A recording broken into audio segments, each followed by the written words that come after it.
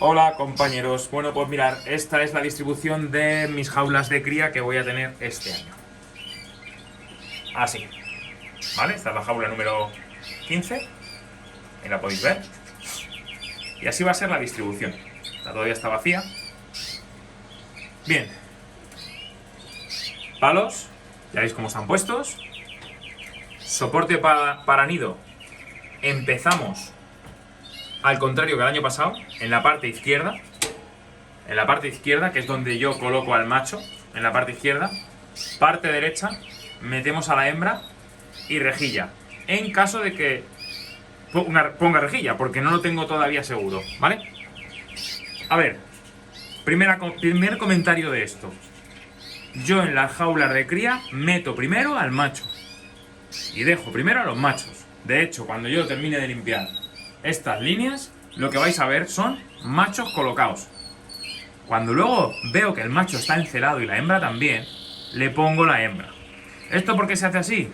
Porque se supone que en la naturaleza el macho canta y cuando canta es la hembra la que se desplaza a la zona del macho para indicarle que está receptiva y que acepta ese cortejo que es el canto y va a su zona.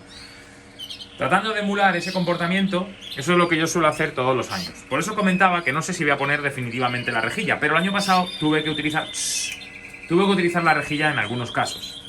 Si es el caso de utilizar la rejilla, como el macho le coloca a la izquierda, quiero que el macho sea el que posea el nido. Y que en el caso de que yo quite la rejilla, la hembra sea la que, digamos así, invada el lugar del macho con su nido ahí. Es una chorrada, pero lo que quiero hacer así este año, y es un detalle que me apunté en el libro de cría para hacerlo este año. El año pasado me la apunté. Vale. Más cosas. ¿Qué tenemos en la jaula? Alpiste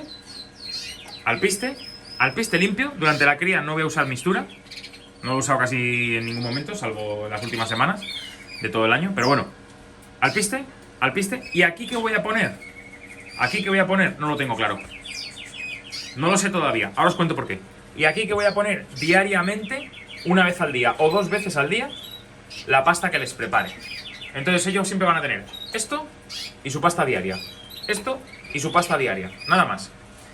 ¿Por qué aquí no sé qué voy a poner? Porque mirad, ponerle el grid solo lo tengo descartado durante la época de cría. Un semillerito, tampoco quiero meter más cacharros a la jaula.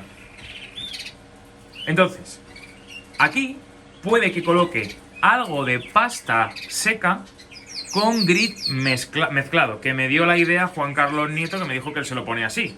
Él no tiene un comedero para grit, él mezcla un cacito de grit en la pasta y pone pasta y va con grit.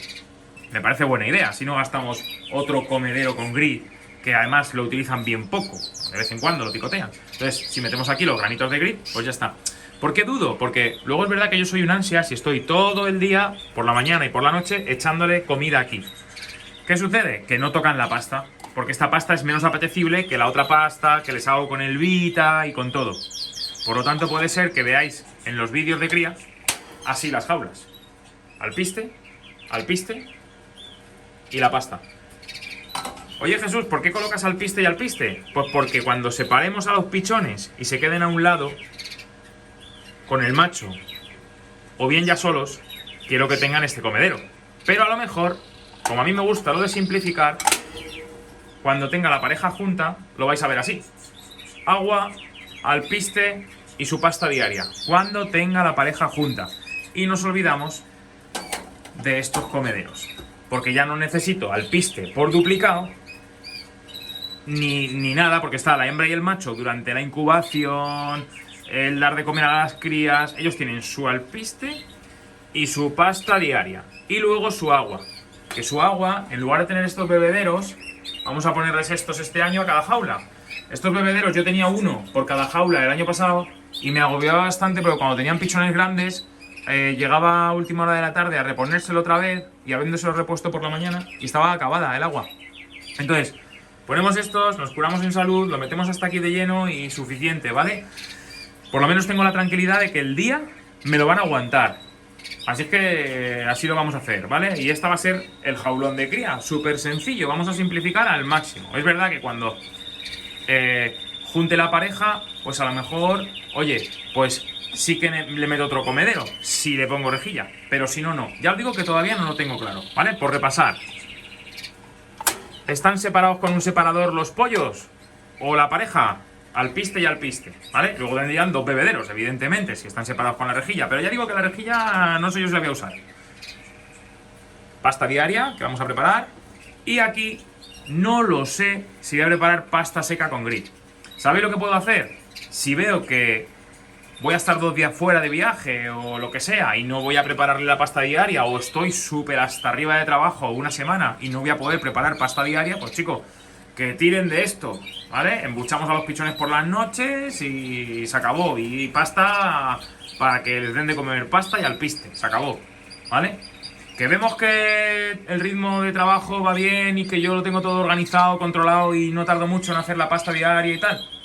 Hacemos esta combinación y si están juntos todavía y no hay rejilla con los pollos a un lado ni nada, le quitamos también este, solo uno de alpiste y la pasta diaria. Ya está. Si es que con eso lo vamos a hacer más sencillo.